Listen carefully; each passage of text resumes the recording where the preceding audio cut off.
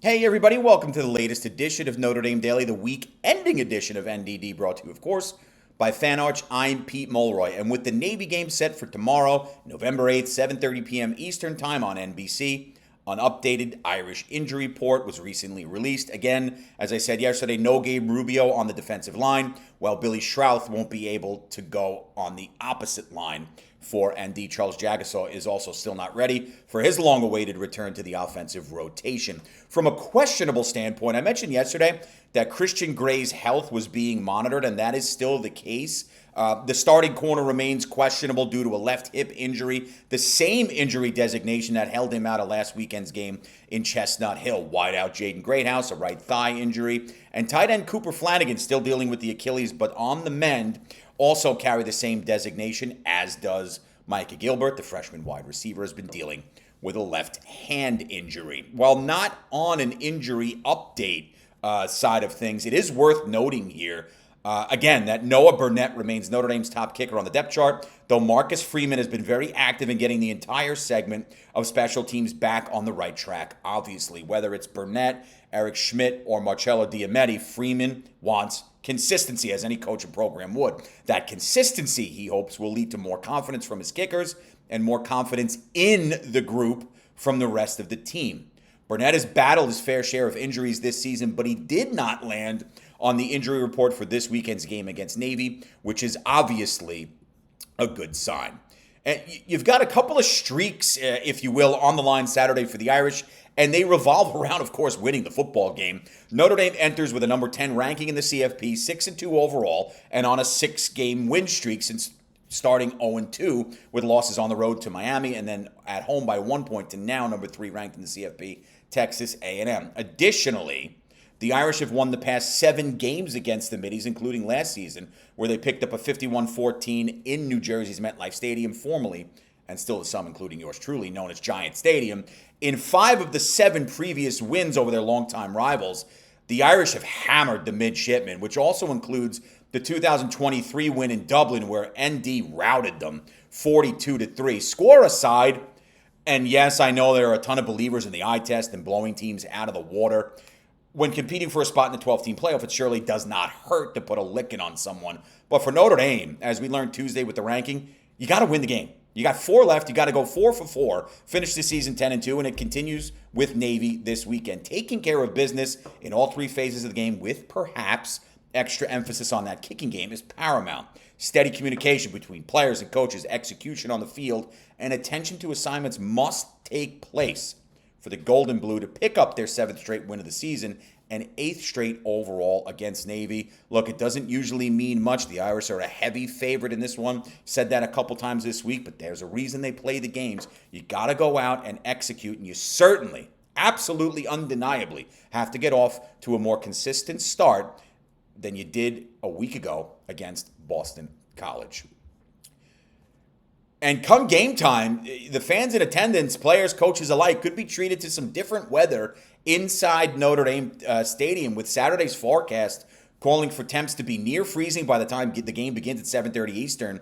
Players, coaches, and spectators could be in for some freezing rain or perhaps even some snow. This type of forecast, though fairly early in November, is not unusual out there. For example, I've been in South Bend towards the end of October into early November where it's been in the 70s legitimately. I've also been there at the same time in a calendar year where temperatures were frigid. It's Midwest weather at its finest this time of the year. Of course, with this type of forecast, it's important to also keep in mind the wind factor, which could shift throughout the game depending on what type of weather makes its way to South Bend. For Notre Dame, being smart with the football on offense in less than ideal conditions while playing disciplined assignment football on the defensive side is going to be crucial if the weather acts in the thorn as a thorn in their side. While potential snow always makes for a picturesque campus, if you've been out there, you know exactly what I'm talking about. We've seen it on TV. You go back last year, the Boston College game, snow coming down late. It was pretty. It may not be the most enjoyable from a football perspective. Depends on who you are. We'll just have to see how it all develops throughout the early portion of the weekend, including Friday night, because weather's moving in. And it looks like it's going to be close to, if not freezing. You get that freezing rain. That's a pain in the you-know-what.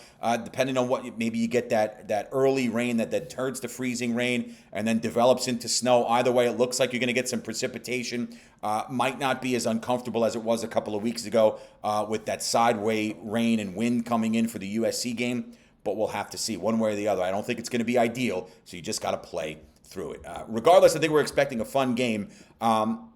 And one of the really cool things, and that's what I want to wrap here, surrounding the Navy-Notre Dame rivalry with the arrival of the Academy this weekend. It's always fun to discuss some of the memories, traditions, and histories this game has created over the years. From 1927 through 2019, the game between the two respected schools was played each year, making the annual clash the longest uninterrupted intersectional battle in collegiate football. Then COVID, of course, hit, which canceled the 2020 contest. With this Saturday being the 98th edition of the game, Notre Dame enters with a commanding 81-13 all-time record over Navy, with the lone tie in the series coming by way of a 6-6 score in 1945. And as most know, from 1964 until 2006, the Irish went 43 for 43, winning that number of consecutive games over the midshipmen. Navy won the 2007 battle 46-44 against what at the time was a 1-6 Notre Dame squad coached by Charlie Weiss. That 2007 season was the stuff of nightmares and certainly one to forget. Just a brutal campaign, but that was when the streak ended. There were, however, some tight battles during Notre Dame's record-setting run of victories over Navy during that time. 1974, the Irish won 14-6, but needed two scores on both sides of the ball. In the fourth quarter, Tommy Clements touchdown and a pick six by Randy Harrison. There's a name to escape with the win. 1984, the Irish won by a point, 18-17. John Carney, 14 seconds left in the game, booted one through the uprights to help secure the victory.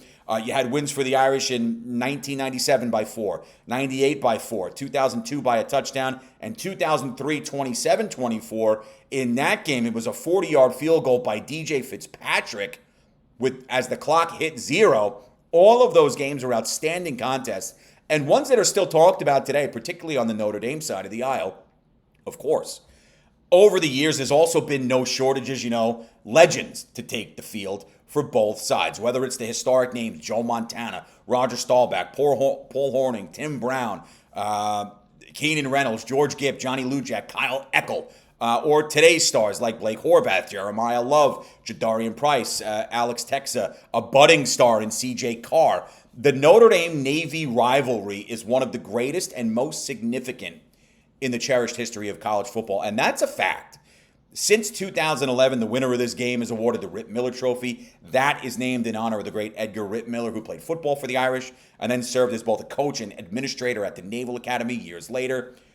Of course, it goes without saying, the respect and admiration the schools and program have for one another goes back a long way, including to World War II. And many know the situation there with Notre Dame, the school strapped financially due to the ongoing war. The United States Navy took part of the university and made it a training center for those individuals who were accepted into what was known as the V-12 Navy College Training Program during World War II. Because of that, there was enough funding generated for the University of Notre Dame to keep operations moving forward in the green with a sense of normalcy.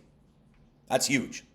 From a football perspective, the game means a ton. Of course, both teams want to win. But as many of us know, it means a whole lot more than just gridiron X's and O's. Have a great rest of your weekend. If you're going out there, be safe. The weather, again, iffy, but it's going to be cold. Dress warm. Enjoy it. For those like me watching from afar, from home, NBC, 7:30 p.m. Eastern Time, Saturday, November 8th. Notre Dame, Navy, 98th edition. Enjoy it. Have a great rest of your Friday. I'll talk to you again on Monday. And as always, go Irish.